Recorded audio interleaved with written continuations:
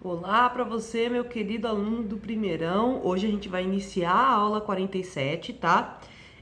O nome dessa aula é América Inglesa, tá bom?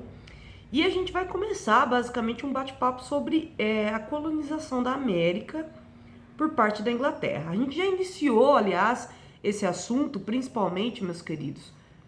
Desculpa, gente, eu tô ajeitando aqui a minha leitura.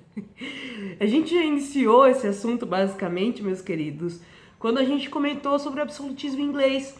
E aí eu falei para vocês que a Inglaterra se armou com uma incrível, né, pirataria e ao mesmo tempo também fez os cerceamentos capitalistas para dar aquela guinada da Revolução Industrial. Mas um fator determinante para a Inglaterra enfrentar suas próprias crises internas e também a falta de matéria-prima, que é um problema de um país que tem pouco território e pouca fertilidade no seu território como a Inglaterra, né? Só poderia ser superada através da colonização de um espaço que posteriormente poderia ser maior, tá? Então existe essa crença mesmo na ida para a América como uma forma de levar o protestantismo para a América, basicamente sumir de todas aquelas tretas sociais e guerras civis que estavam acontecendo entre a Revolução Puritana e Gloriosa, tá? Então, vários fatores vão levar os ingleses a irem para a América, tá bom? Então, diferente dos portugueses, quando eles vêm para o Brasil, eles vêm com intuitos de dominar os indígenas, escravizar, trazer africanos para fazer a mão de obra forçada. No caso da América Inglesa, a gente vai ter, sim, a presença de tráfico negreiro, infelizmente a presença de aquela imigração forçada por parte dos africanos. Afinal de contas, a coroa inglesa tinha grandes negócios com Portugal e Portugal era o grande fornecedor de escravizados, né? Só que, de maneira geral, também foram muitas pessoas para os Estados Unidos para se fixar ali, né? E quando eu digo isso, é que muitos portugueses que vieram para o Brasil, o sonho deles era voltar para Portugal, tá? Eles não pretendiam ficar aqui.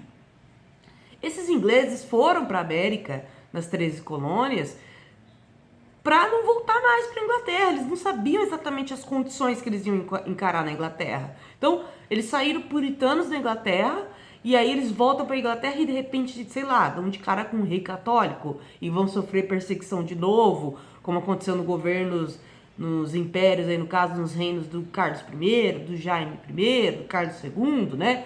Jaime II. Então, para eles não era uma possibilidade voltar, né, para a Inglaterra. Então, muitos deles vão se fixar nessas colônias e nesse sentido, alguns historiadores dizem que havia um intuito maior de povoamento no caso das 13 colônias do que no Brasil. Mas existem historiadores que já refutaram essa ideia, porque eles falam, gente, é lógico que os portugueses também tinham intuitos de povoamento, né? Não é à toa que os portugueses começam a fazer imigrações gigantescas, forçadas, não só no intuito de trazer mão de obra escravizada, mas no intuito também de habitação do território por parte dessa produção manufatureira, né? Então, onde era terra indígena, você vai ocasionar uma guerra para poder expulsar esses indígenas dessas terras. Então, muita covardia envolvendo aí e pôr essa mão de obra escravizada para produzir, né? Só portugueses não seria possível fazer todo esse processo sozinhos, né? No caso dos Estados Unidos, das 13 colônias, a gente vai ter um contexto muito parecido com o Brasil no sul dos Estados Unidos, né? Onde existe sim aquela grande agricultura de lavoura, né, de latifúndio, e onde predominantemente a maioria dos escravizados vão passar a habitar, tá?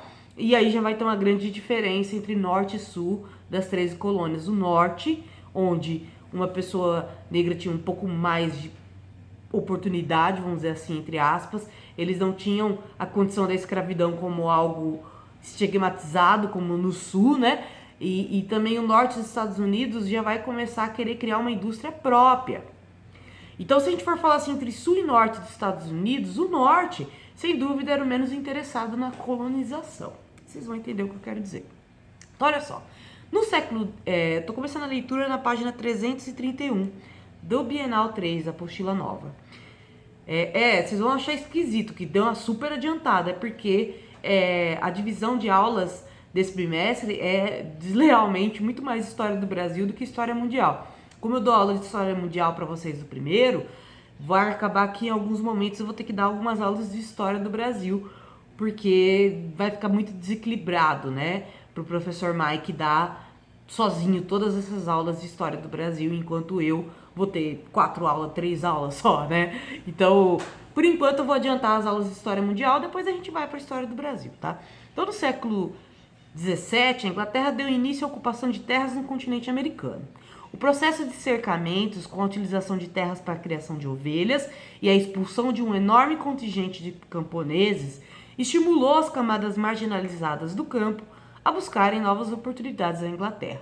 Lembrando que o que foi esses cerceamentos? Não foi só os capitalistas que fizeram. Nesse processo das monarquias escocesas tomarem o poder no lugar dos Tudor na Inglaterra, né, que desencadeou uma guerra civil, vale lembrar que muitas terras camponesas, muitas terras que os camponeses usavam para sobreviver, foram basicamente arrendadas para a Igreja Católica do dia para a noite.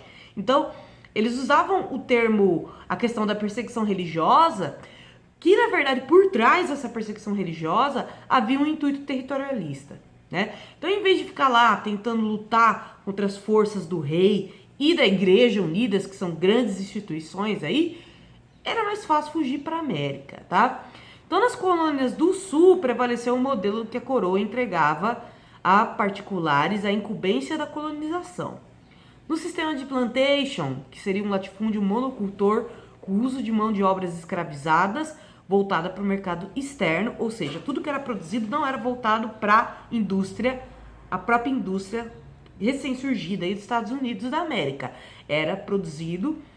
É uma roubalheira, né? Se for parar pra pensar bem.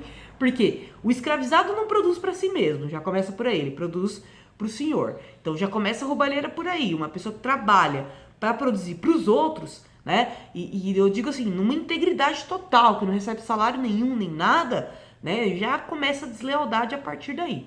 Então o escravizado trabalhava para o senhor da lavoura, que por sua vez esse senhor da lavoura mantinha relações com os ingleses, né? Então, para a galera do norte dos Estados Unidos que via a possibilidade de uma industrialização e uma possibilidade de ascensão econômica através disso, eles viam 2 problemas.